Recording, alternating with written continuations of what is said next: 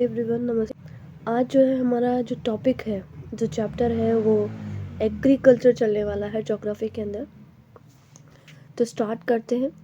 हम step by step कौन कौन सी चीज़ें पढ़ेंगे। सबसे पहले हम पढ़ने वाले हैं इकोनॉमिकल एक्टिविटीज़, उसके बाद में farm systems, major crops, beverage crops, farm in India, किस तरह के आपके एग्रीकल्चर जो है primary as a primary activity के अंदर जो है लोग कितना ऑक्यूपेशन रखते हैं इस चीज़ के अंदर, फार्मिंग किस तरह से, कितने टाइप्स होते हैं, मेजर फाइबर क्रॉप्स कौन सी होती है, और एग्रीकल्चर का डेवलपमेंट किस तरह से, सरकार का क्या योगदान रहा, और एक फार्म यूएसए के अंदर किस तरह से काम करता है, वो एक थोड़ा सा हम देखेंगे। तो सबसे पहले स्टार्टिंग करते हैं हमारे यहाँ से। ओके, तो एग्रीकल्चर जो है प्राइमरी एक्टिविटी है, यानी कि प्राथमिक आप बात कर सकते हैं, क्रिया है जिसके अंदर जो है मोस्ट ऑफ जो क्रॉप्स है, जितनी भी जो फसलें हैं वो ग्रोन होती है वेरियस प्रोसेस, अलग अलग तरीक़ों से, बिफोर रीचिंग अस, हम तक पहुंचने से पहले अलग अलग तरीके से जो है उन फसलों को उगाया जाता है। प्लगिंग की जाती है, जुताई की जाती है, निराई की जाती है, वीडिंग की जाती है, अलग अलग तरीके से। फिर जब वो बन कर के जब तैयार हो जाता है, एक फाइनल आउटपुट में निकल कर के आ जाता है, तब हमारे पास आकर के पहुंचता है। तो the transformation from a plant, एक प्लांट से जो ट्रांसफॉर्मेशन जो है स्टार्ट होता है एक पौधे से, और फिर लास्ट में एक फिनिशिंग जो है प्रोडक्ट बन करके हमें मिलता है। तो अब अलग अलग तरीके से जो है ये इकोनॉमिकल जो एक्टिविटी है वो 3 टाइप में डिवाइड की गई है। The very first one primary, second one secondary, and third one is tertiary, प्राथमिक, द्वितीयक और तृतीयक। ठीक है। अब जो क्रॉप्स होती हैं, जो फसल होती है, वो उगाई जाती है आपके लैंड पर, आपको पता ही है। देन प्रोसेस, आगे की प्रक्रिया होगी, फिर पैक करेंगे, फिर लास्ट में उसे ट्रांसपोर्ट कर देंगे, और फिर फाइनली जो है वो सॉल्ड हो जाती है। कहाँ पर? मार्केट के अंदर। अब जो है हम उन्हें क्या करते हैं, खरीदते हैं, we buy them, we consume them and eat them. अच्छा, अब यहाँ पर अलग अलग तरह की एक्टिविटीज़ जो है हम यहाँ पर देख सकते हैं। अब इकोनॉमिकल एक्टिविटीज़ देखिए, इसमें समझने जैसा कुछ नहीं था। एग्रीकल्चर जो है प्राइमरी एक्टिविटी है, इसे डन किया जाता है हमारे फार्मर्स के द्वारा, it is done by the farmers. And जो क्रॉप्स होती हैं, there so many crops and कई प्रकार की अलग अलग फसलें होती हैं। अब ये प्रोसेस होने से पहले, हम तक पहुंचने से पहले कई अलग अलग प्रक्रियाओं से गुजर करके आती है। ठीक है। तो एक प्लांट से लेकर के पूरा होल जो ट्रांसफॉर्मेशन है वो आपके फाइनल आउटपुट तक निकल करके सब कुछ पैकेजिंग, ट्रांसपोर्टेशन, सब कुछ होने के बाद में आपके मार्केट के अंदर उतार दी जाती है। उसके बाद में आप जो है वहाँ पर शॉप से जा कर के, आप जो है मार्केट से जा कर के, सुपर मार्केट से जा कर के उन चीज़ों को खरीद लाते हैं, बाय कर लाते हैं। इतनी बात क्लियर है हमारी। अब देखो, इकोनॉमिकल एक्टिविटीज़ 3 टाइप की हैं। कैसी है? 3 टाइप की। देखो, first primary, second one secondary, and third one tertiary. Primary activities के अंदर ये जो एक्टिविटीज़ होती हैं, these activity are directly related to nature, हमारी प्रकृति से जुड़ी हुई होती है डायरेक्टली। ठीक है। जैसे कि एक्सट्रैक्शन, खुदाई करना, कलेक्शन, एकत्रित करना सबको, protection of nature, natural resources, हम क्या कर रहे हैं, प्रोटेक्शन कर रहे हैं, उत्पादन कर रहे हैं प्राकृतिक रिसोर्सेज का, प्राकृतिक स्रोत का। जैसे फॉर एग्जांपल प्राइमरी एक्टिविटीज़ में कौन कौन सी चीज़ें आएंगी, जैसे हम बात कर सकते हैं एग्रीकल्चर, खेती करता है किसान, फिशिंग, माइनिंग, आप जो है सेरिकल्चर कर रहे हैं आप, और आप बात कर सकते हैं विटीकल्चर, आप अंगूरों की खेती कर रहे हैं, हर अलग अलग प्रकार की। माइनिंग का मतलब होता है खदानें। अब ये खदानें अलग अलग तरीके की हो सकती हैं। ये माइंस होती है, मान लीजिए कोल की हो सकता है, पेट्रोल की हो सकती है, कोई खान। तो ये खदानें अलग अलग प्रकार की हो सकती है। फिशिंग आप जानते हैं, मछली पकड़ना। एग्रीकल्चर से आप भली भांति परिचित है, खेती करना। ओके। अच्छा, किसान को फार्मर, फार्मर के साथ साथ हम पीजेंट भी बोलते हैं। क्या बोलते हैं? पीजेंट। सेकेंडरी में क्या होता है, ये जो एक्टिविटीज़ होती है वो इन्वॉल्विंग होती है प्रोसेसिंग द रिसोर्सेज, हम प्रोसेसिंग करते हैं इन द रिसोर्सेज, और ये जो है हमें ऑब्टेन होता है, ये हमें कहाँ से प्राप्ति होगी, ये हमें प्राइमरी एक्टिविटीज़ से। जब हमारा प्राइमरी एक्टिविटीज़ डन हो जाएगा, जैसे मान लीजिए खेती हो गई, या मान लीजिए आपके फिशिंग कर रहे हैं, तो हमें जो है आगे प्रोसेस करने के लिए, सेकेंडरी के अंदर जाने के लिए हमें प्राइमरी एक्टिविटीज़ की आवश्यकता है, समझे। फॉर एग्जाम्पल जैसे फूड है, खाना है, खाने को यदि हम प्रोसेस कर रहे हैं, food processing and packing industries है ना, तो manufacturing industries, steel plants, oil refineries, ये सब क्या है, सेकेंडरी एक्टिविटीज़ में आते हैं। पैकिंग करने का काम, अब प्रोसेसिंग का जो काम है प्राइमरी एक्टिविटी से ऑब्टेन किया जाता है, और ये जो प्रोसेसिंग का जितना भी काम है, लाइक पैकिंग करना, मैन्युफैक्चरिंग इंडस्ट्रीज उत्पादन करना, स्टील प्लांट्स, ऑयल रिफाइनरीज, तेल की जो बेसिन है, तेल बेसिन वगैरह है जहाँ पर तेल वगैरह बनते हैं, आपके अलग अलग प्रकार के बनते हैं भाई। टर्शरी एक्टिविटी, तृतीयक। अब ये देखो टर्शरी के अंदर क्या हो रहा है, आपके ये जो एक्टिविटीज़ होती है दोनों से रिलेटेड होती है, बोथ फैसिलिट, यानी कि दोनों से जुड़ी हुई है, प्राइमरी से भी और सेकेंडरी से भी, प्राथमिक और द्वितीयक क्रियाओं से। अब ये जो जनरली है वो क्लासिफाइड की गई है एज ए सर्विस के अंदर। जैसे फॉर एग्जांपल हम ट्रांसपोर्टेशन का काम कर रहे हैं, ट्रेडिंग व्यापार करने का काम कर रहे हैं। अब जब हम ट्रांसपोर्ट करते हैं, परिवहन जब आप यूज़ करते हैं, अलग अलग district to district, state to state और नेशनल टू, आप अदर कंट्रीज़ के साथ या कॉन्टिनेंट्स के साथ आपके लिंक होते हैं, संबंध होते हैं, जिससे आप क्या कर पाते हो, आपके जो गुड एंड सर्विस है उसको क्या कर पाते हैं, हम एक्सपोर्ट कर पाते हैं। क्या कर पाते हैं बच्चों, एक्सपोर्ट। हम एक्सपोर्ट ही ना करके बल्कि हम इंपोर्ट भी करते हैं। जिस चीज़ की हमारे देश के अंदर कमी है या हमारे स्टेट जो है अच्छे से उत्पादन नहीं कर पा रहा है, मैन्युफैक्चरिंग नहीं हो रही है, तो हम अन्य देशों से या अन्य स्टेट से हम क्या कर लेते हैं, बोरो कर लेते हैं, हम उनको खरीद लेते हैं, कंज्यूम कर लेते हैं, ले लेते हैं।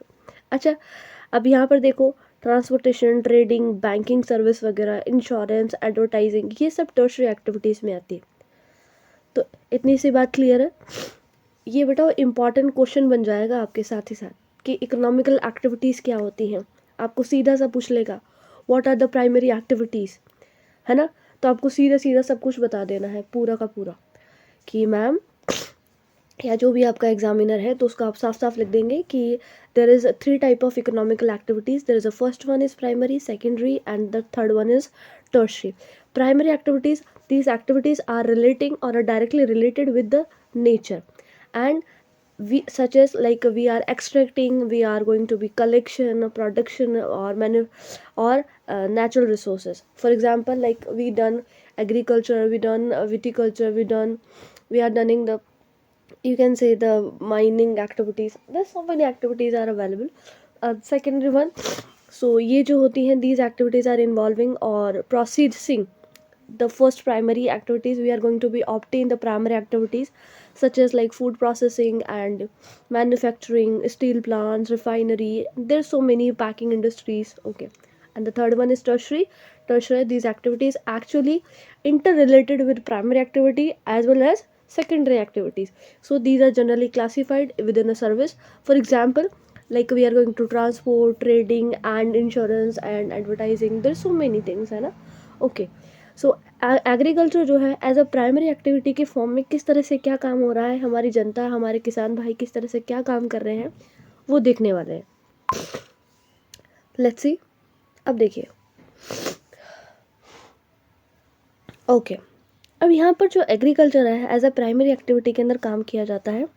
जो खेती है वो आपके प्राथमिक जो है प्रक्रिया होती है। अब इसमें क्या करते हैं हम, क्रॉप्स, जितनी भी फसलें होती हैं, जितनी भी वेजिटेबल है, फ्रूट्स हैं, फ्लावर्स है, और हम हमारे जो जंतु है, जीव जंतु है, उनको रियरिंग कराते हैं, घुमंतु आप बात कर सकते हैं, उनको चारा वारा चरवाना वगैरह, इस तरह से। अब जो अदर रिसोर्सेज होते हैं हम गेट करते हैं किससे, सीधा सीधा एग्रीकल्चर से, लाइक कॉटन, जूट और फॉर फाइबर्स, है ना, फाइबर्स, यदि हमें रेशे चाहिए तो हम लोग कॉटन और जूट को पकड़ते हैं।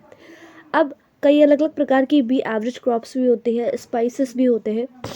नियरली अगर हम बात करें तो 50% है पूरे वर्ल्ड की जो पॉपुलेशन है वो डायरेक्टली या इनडायरेक्टली, है ना, कनेक्टेड है किससे, प्राइमरी एक्टिविटी से। ध्यान रखेंगे, इंपॉर्टेंट पॉइंट है।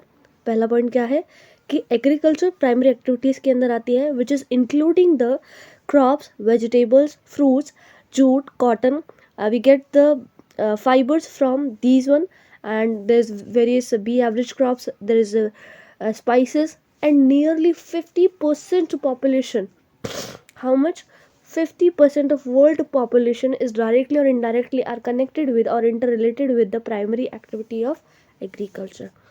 हम 50% से भी ज़्यादा जो जनसंख्या है, जो ज़्यादा जनता है हमारी पूरे विश्व की, वो कनेक्ट रहती है डायरेक्टली हो चाहे इनडायरेक्टली हो, किससे?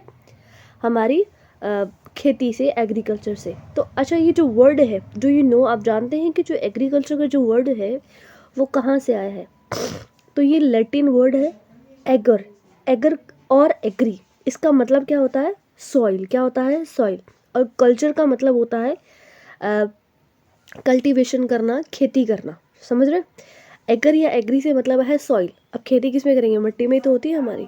ओके, मैं आशा करती हूँ आपको ये पेज अच्छे से समझ में आया होगा. अगर आपको फिर भी कोई डाउट लग रहा है तो मैं आपको दोबारा बता दूंगी, लेकिन आपको पहले कमेंट में लिखना पड़ेगा आपको, है ना, तभी मैं जान पाऊंगी. ध्यान से देखिए, ये ब्लर हो रखा है लेकिन मैं आपको पढ़ के सुना देती हूँ. Agriculture is dependent on favourable topography of soil.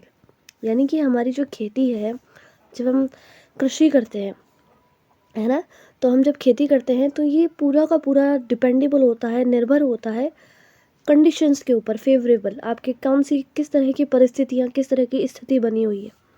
अब ये मेनली आपकी डिपेंडेबल होती है टोपोग्राफी ऑफ सॉइल. मैंने आपको टोपोग्राफी बताया था. The very first layer of the soil of earth, it is called topography, है ना. The first layer we can call also. So और वाटर रिसोर्सेज भी बहुत ज़्यादा इंपॉर्टेंट होते हैं. There is a water resources also very important for various agriculture activities.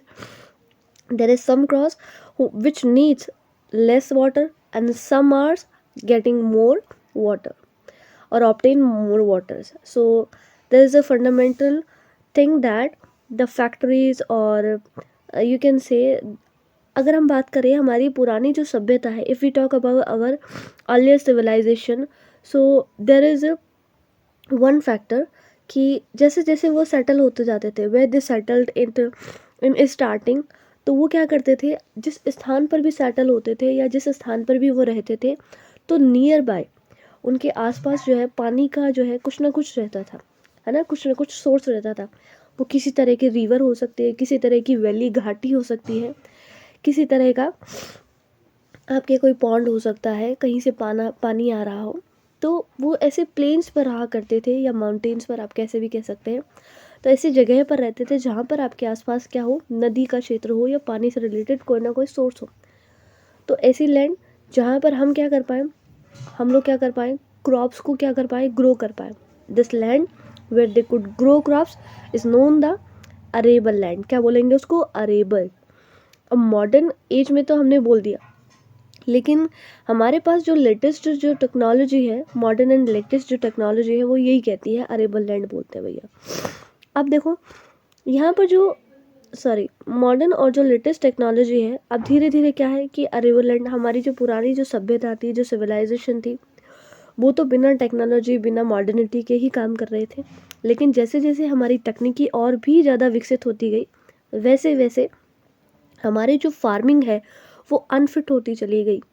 और इस अरेबल, ये जो हमने लैंड बनाया था जहाँ पर फेवरेबल फैक्टर्स के अकॉर्डिंग जो है यहाँ पर आपकी फसल उग रही थी, है ना, तो ये जो अब जो है कैसी है, स्मॉल साइज़ में, शॉर्टर समय में, आप बात कर सकते हैं कम समय में, तो आपके जो है ज़्यादा से ज़्यादा फसल उगाने की कोशिश की जा रही है.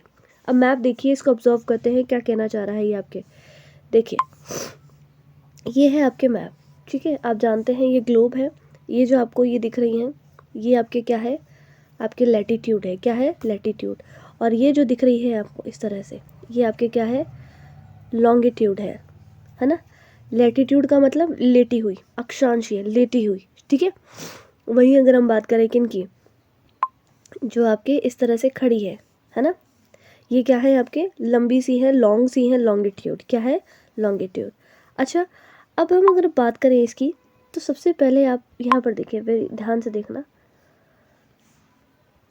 आपकी जो है डिग्रीज के अंदर इसको फॉर्म किया गया. सबसे जो ये बीच में जो दिरक है वो हमारा क्या है भाई, 0 डिग्री पे स्टैंड कर रहा है, ठीक है. फिर यहाँ से जैसे जैसे हम बढ़ते जाएंगे, वैसे वैसे हमारी डिग्री भी क्या होगी, बढ़ती हुई जाएगी. अब देखना, सबसे पहले आपको कॉन्टिनेंट पता होने चाहिए फर्स्ट ऑफ ऑल, ठीक है. सबसे पहले आप देखिए यहाँ पर कॉन्टिनेंट आपको पता ही होंगे, 6th क्लास से पढ़ते हुए आ रहे हैं। अब 8th क्लास अब मैं नहीं समझाऊंगी आपको, है ना, ये बहुत वेरी इजी है, ठीक है। अफ्रीका, एशिया, ऑस्ट्रेलिया, उत्तरी अमेरिका, आपके north America and south America और ग्रीनलैंड भी आपके, ठीक है।